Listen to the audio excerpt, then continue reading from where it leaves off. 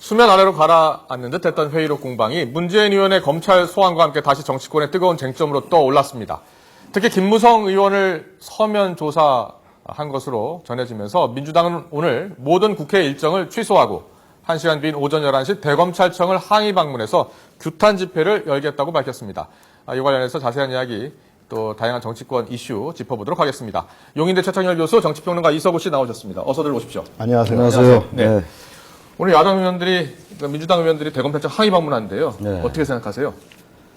결국 항의 방문의 그 이유가 서면 조사와 그 소환 조사의 차이인 것 같아요. 문 의원은 소환 조사를 했는데 대화록 유출로 고발되어 있는 김무성 의원 등은 서면 조사하느냐 이런 얘기인데 황교안 장관의 얘기도 일단 소환도 할 수 있다라는 입장이긴 해요. 그리고 법과 원칙에 따라 수사하겠다라는 건데 아무튼간 야당으로서는 현재 이 피의자 신문과의 참고인 신문이라는 거예요. 문 의원은 지금 참고인 신문으로 소환이 됐고 김무성 의원과 권영세 주중대사는 피의자라는 거예요. 고발이 됐으니까. 고발이 됐으니까요. 예. 이런 거고 또 하나 두 번째는 사안의 경중이 다르다. 대화록 미의관도 이제 재판 결과도 봐야 되겠고 검찰의 최종 수사 결과도 들어봐야지 되겠습니다만 아무튼 이 부분과 지난 대선 때 대화록이 유출돼 가지고 그것이 대선에 이용된 것은 사안이 다르다. 이 두 가지를 가지고 지금 항의 방문하는 것 같아요. 일단. 네, 항의 방문할 만하다 이런 뜻이네요. 전 항의 방문 할 만하다라는 것보다도 야당이 제기할 만할 것 같습니다. 알겠습니다. 우리 이석우 평론가께서는 어떻게 보셨나요? 예, 무슨 지금 참고인이냐 피고인이냐라는 건 뭐 큰 의미가 없다. 왜 없느냐? 지금 이건 한쪽은 이 댓글 사건 자체를 사실 정치적 공세, 정쟁으로 계속 몰고 온 면이 있고, 그리고 상대 이제 핵심 인물이 대선 후보거든요. 그러니까 정치적인 사건이기 때문에 이걸 굳이 뭐 고소 고발까지 해가지고 할 사안은 아니니까 그런 거고. 그다음에 민주당은 어쨌든 김무성 의원을 정식으로 고발을 했기 때문에 피의자가 된 것이죠. 그러니까 형식상의 문제지 정치적인 의미로는 그 구분의 의미가 없다. 그런 거 하나 있고. 그다음에 사안의 경중, 지금 이야기하셨지만 사안의 경중에 또 이 차이가 있습니다. 사초 실종 폐기는 분명하게 드러난 겁니다.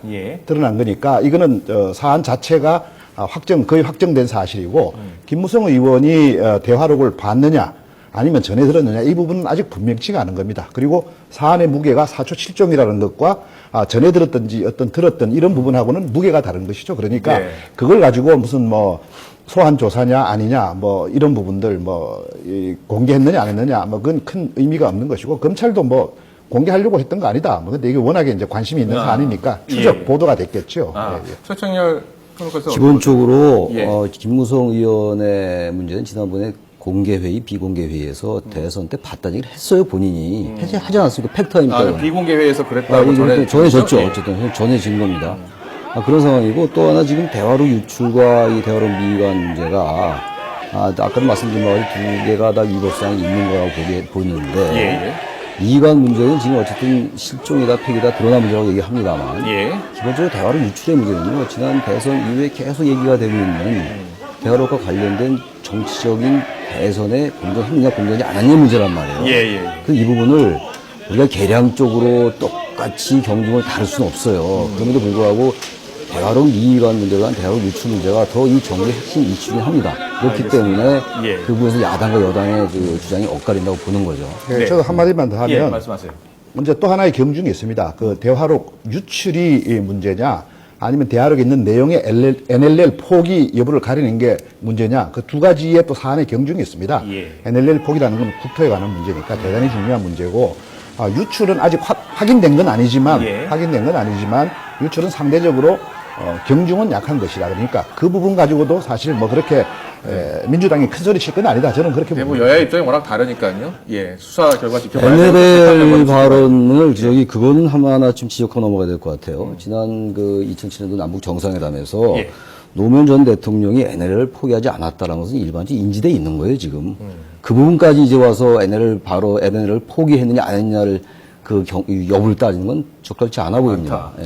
인지라고 하셨는데 인지의 근거가 뭐냐 하면 그 당시 한국갤럽에서 한 여론조사 때문에 그걸 가지고 하는 겁니다. 그것은 저는 누누이 이야기하지만 그 여론조사는 설문이 잘못됐습니다. 포기다 포기가 아니다 분명하게 하든지 포기일 수 있다 포기 아니라고 볼 수 있다. 뭐 이렇게 양쪽 다 가능성을 열어놓고 해야 되는데 포기다 한쪽은 포기다 해놓고 하나 문항은 포기는 아니다 이렇게 물으면 그건 안 되는 것이죠. 그러니까 그걸 가지고 국민적으로 인지되고 있다라고 하는 건 조금 옹색한 얘기다. 그거는 이제 앞으로 NLL 포기 여부는 아마 제 생각에는 크게 아마 그건 규명을 해야 될 문제로 봅니다. 알겠습니다.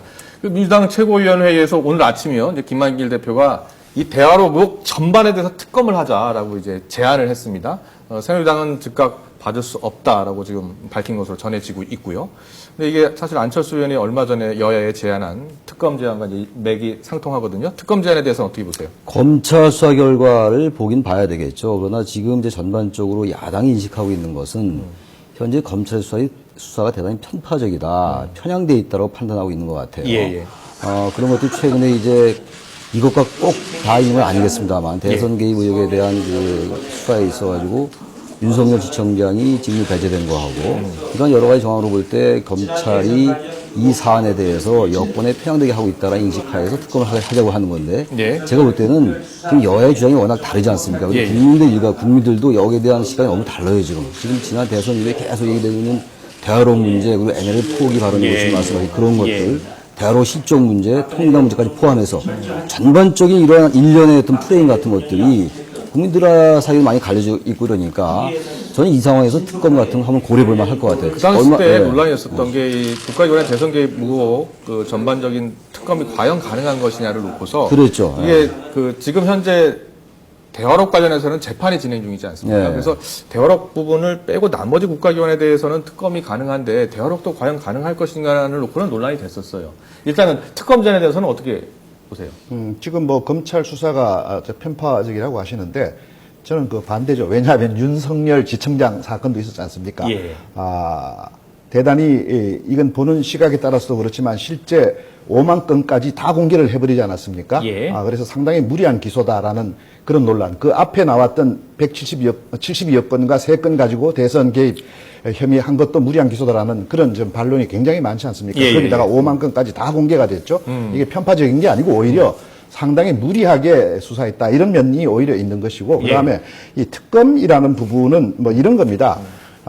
자기가 유리할 때만 특검하자라고 하고, 아닐 때는 뭐 또 모르지 하고 뒤로 빼고 하는 이런 대상이 아닌 것이고, 또 하나 중요한 문제는 요번에 특검하자고 한 건 이미 재판까지 다 들어가서 거의 다 공개되고 있는 마당에 하는 얘기는 안철수 의원이 또 특검하자고 갑자기 그랬거든요. 그런 것을 어떤 정치적으로 이렇게 좀 세를 불리는 측면, 정치적인 이유도 있다 이렇게 보는 것이고, 그다음에 이 특검이 적절치 않은 부분도 있습니다. 이거는 단순한 정치 개입성 뿐이 아니고 그건 부분적이고 전체의 대북 심리전 활동에 관한 것들이 대부분입니다. 이런 특수한 분야를 갖다가 과연 특검해야 되느냐 뭐 그런 부분도 있습니다. 네, 최재 교수께서도 한번 기본적으로 지금 이 사안이 어떠한 지금 여와 야의 입장이 제가 계속 강조하는 게 워낙 달라요 지금. 그리고 대화록 실종을 비롯한 이 대선 개입 의혹, 대선 기소된 거 있지 않습니까? 이런 것도 그렇고요. 좀 거슬러 올라가지고 최동욱 총장 건도 마찬가지입니다. 그 부분도 야당은 어쨌든 간에 외부의 압력에 의해서 최동욱 총장을 찍어냈다라고 주장을 하고 있는 겁니다. 이런 것들이 의혹이기 때문에 의혹과 우려 이런 것들이 엇갈려 있어요 지금. 이런 상황 속에서는 차라리 검찰 수사를 꼭 넘긴다기보다도 나중에 어떠한 결과가 나오더라도 어느 한쪽이 반발할 수가 있다. 그런 면에서 특검은 한 번쯤 도입해볼 만하다라는 얘기죠. 알겠습니다. 그리고 그제죠. 이제 문재인 의원 소환 조사에 대해서 지금 민주당이 크게 반발하고 있거든요. 거기에 대해서 지금 여야의 또 입장이 워낙 또 갈라서 있어요. 여야 입장 듣고서 이야기 더 나눠보도록 하겠습니다. 네, 보여주시죠. 대통령 후보였던 분은 공개적으로 피의자도 아니고 참고인에 불과한데 서울중앙지검 앞 현관에서 공개적으로 불러와 소환해서 망신 주고, 왜 이 사람 특권자입니까? 소환 조사할 수 있다고 생각합니다. 저는 이 자리를 빌어가지고 여당 의원이라고 해가지고 검찰이 그럴 일은 없겠지만은 굳이 봐줄 필요 없다고 생각합니다. 필요하다면, 수사가 필요하다면은 소환 조사하십시오. 우리 당 의원들도 당당히 의아리라고 저는 그렇게 생각을 하고요. 네. 이소표는 어떻게 들으셨어요? 앞서 제가 이미 말씀드렸지만 지금 참고인이냐 피의자냐 이거 별 의미 없는 이야기고 정치성이 개입된 거니까 그걸 가지고 뭐 형식적인 거 따지는 건 의미가 없고 망신주냐 이 부분도 검찰은 공개하려고 했던 게 아니다라고 했는데 이건 대단히 중요한 사안이기 때문에 공개될 수가 없는 사안입니다. 그러니까 이거는 어떤 상황이 공개된 것이지 누가 고의적으로 했겠느냐 이렇게 보는 게 하나 있고, 그다음에 대선 후보라고 소환 조사가 안 된다?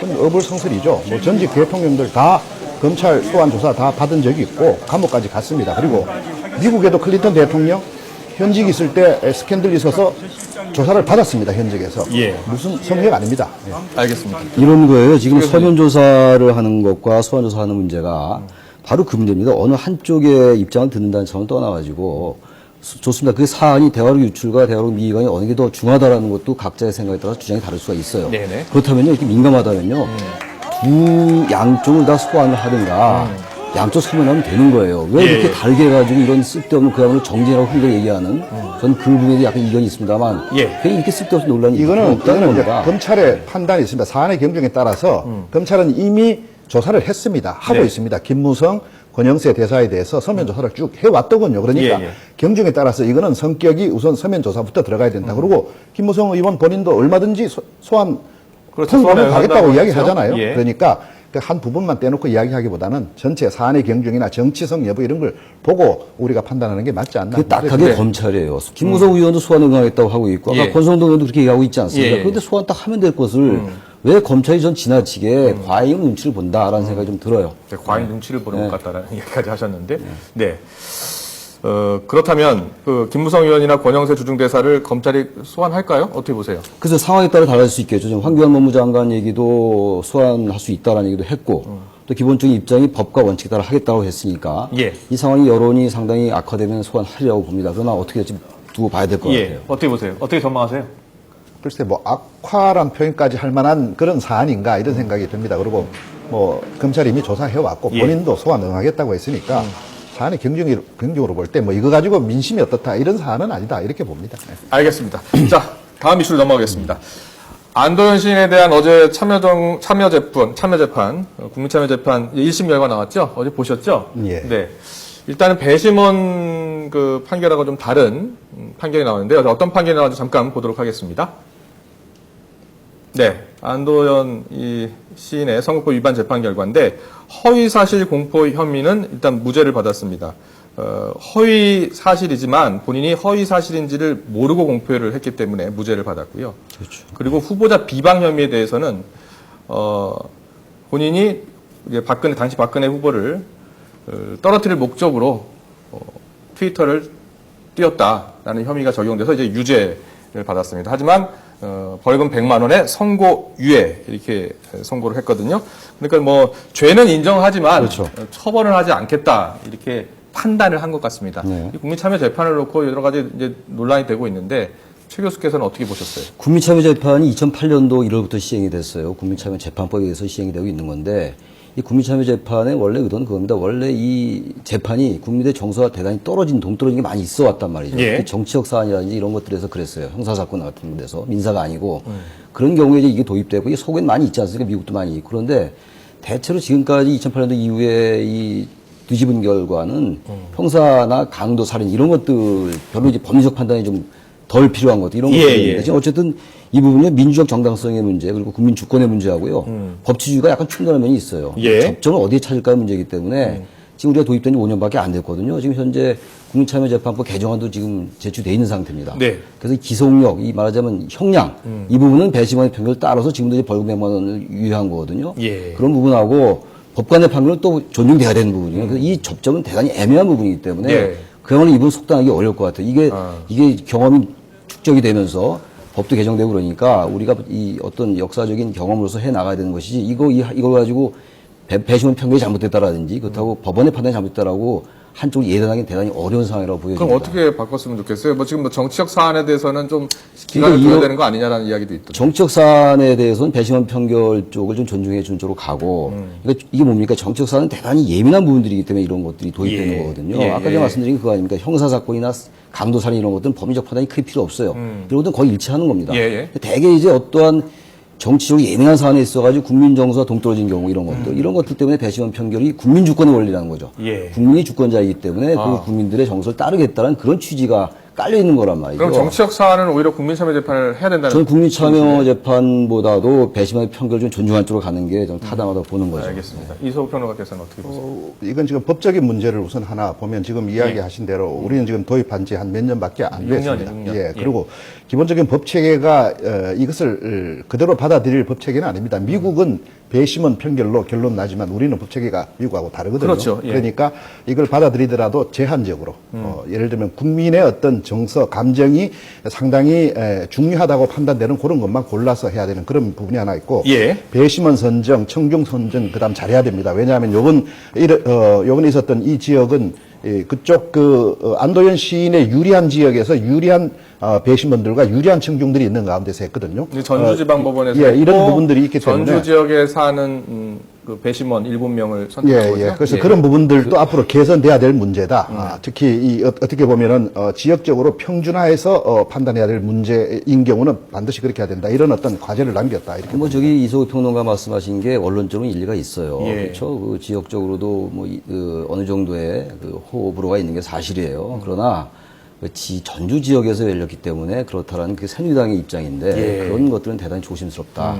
그런 것들은 함부로 표현하는 문제는 아닌 것 같아요. 새누리당이 예. 그런 얘기를 하는데 그건 정치로 할 수 있어요. 일리가 원론적으로 있다 하더라도요. 그렇다면 모든 걸 갖다가 그런 거 다 감안해서 어떻게 다 모든 법원이 똑같은 건데 예. 그런 것들은 대단히 위험한 사고라는 생각이 그 들어요. 부분은 요번에 재판관의 판결에서 나타났지 않습니까? 예. 무죄하라 그랬는데 재판관이 아무리 생각해도 이거 무죄하면 안 되겠다고 생각한 거 아닙니까? 예, 예. 거기에 다 나타나 있지요. 지금 뭐 안도현 시인도 그렇고요. 다 항소할 뜻을 밝혔습니다. 검찰도 그렇고요. 2심 결과는 어떻게 나올 것으로 예상하세요? 지금 어떤 이런 판결이 나오다 보니까 안도현 시인도 이 판결에 대해서 승부하기 어려운 거고 예. 검찰도 그렇고 다 이런 상황이란 말이죠. 그래서 제가 이 자리에서 2심 결과가 어떻게 나온다라고 얘기하는 것은 적절치도 않고 그렇죠. 그럴 능력도 없어요. 예. 그러나 중요한 것은 어쨌든 아까 제가 말씀드린 바와 같이 대단히 원론적인 얘기입니다만 편결을 존중하는 최대 그 정신을 살리면서 예. 법치를 살린다는 이런 원론적인 얘기 외에는 드릴 게 없습니다. 그런 방향으로 돼야 된다. 예. 다만 저는 이 실체적인 내용만 좀 강조하고 싶습니다. 이 대선 후보, 유력한 대선 후보에 대해서 확인되지 않은 사실을 사실인 것처럼 이야기한 것, 예. 이 부분, 더더군다나 대선이라는 큰 선거에 그런 이야기를 했다는 것. 그래서 요번에 그 판사도 그 부분은 유죄로 인정한 거 아닙니까? 예, 예, 그런 예. 실체적인 이야기만 좀 하겠습니다. 알겠습니다. 자, 통진당 사태 이야기 넘어가겠습니다. 통진당 해산 심판 지금 청구돼서요. 어저께 첫 평의가 열리지 않았습니까? 네. 뭐 10시 반부터 시작해서 저녁 7시까지 뭐 했나 봐요. 뭐 거의 8시간 반 가까이 했는데 그 적절성을 놓고 또 계속 이 논란이 이어지고 있어요. 뭐 일부에서는 당을 해산하는 데 있어서 여러 가지 복잡한 문제가 있기 때문에 결국은 선거로 심판해야 되는 것 아니냐 뭐 이런 뭐 의견까지 나오고 있던데 최 교수는 어떻게 보셨어요? 기본적으로 이 부분이야말로 대단히 논란적이고 논쟁적인 부분이에요. 상당히 오래 갈 것 같아요. 그리고 현재 판결이 6개월 이내에 한다고 합니다만 1심 판결이 나기 전에 헌재가 판결을 내릴 가능성은 거의 없어 보입니다. 이 정당 해산이라는 부분이 우리가 아로와 관련된 것이기 때문에 예. 얘기가 나온 건데 아로는 사실은 무슨 이런 말씀이 어떨지 모르겠습니다만 국민의 아마 90% 95% 이상이 부적절하다고 볼 거예요. 그러면 예. 친윤이 종북이죠. 그야말로. 예. 그러나 아로의 그 핵심 지도자가 말하자면 이석기 의원이니까 이석기 의원도 통진당의 수뇌부라고 볼 수 있지 않습니까? 예.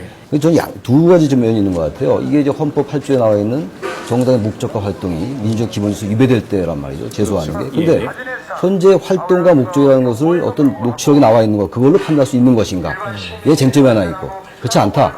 그 녹취록에 그런 의도가 나와 있고 목적이 그런 거라 하더라도 그것이 직접적인 피해를 주고 어떤 결정적 영향을 줄 만큼 행동에 옮겨졌느냐가 판단의 기준이라는 두 가지가 충돌하고 있는 거기 때문에. 그렇죠. 예, 예. 저의 개인 입장은 어쨌든 정당에서는 대단히 신중해야 된다는 입장입니다. 일반적인 국민들 입장에서 그 녹취록이 공개가 되지 않았습니까? 이 녹취록 내용만은 보면 뭐 국가 주요 시설을 뭐 타격해야 된다는 이야기가 그렇죠. 들어 있고요. 그리고 뭐 사제폭탄 제조 뭐 해야 한다 이런 말들이 오갔기 때문에 이게 과연 실제적으로 실행 능력이 있느냐 이게 굉장히 중요하다고 그러더라고요. 어떻게 보세요? 그래서 이 사안을 정치적으로 접근을 하면 안 됩니다. 이건 실체가 있는 사안입니다. 예, 예. 그래서 이걸 뭐 신중해야 된다라고 이야기를 하는 건 다 정치적인 배경에서 하는 이야기거든요. 이건 실체가 있는 것이고 더더군다나 국가 안보에 직결된 사안입니다.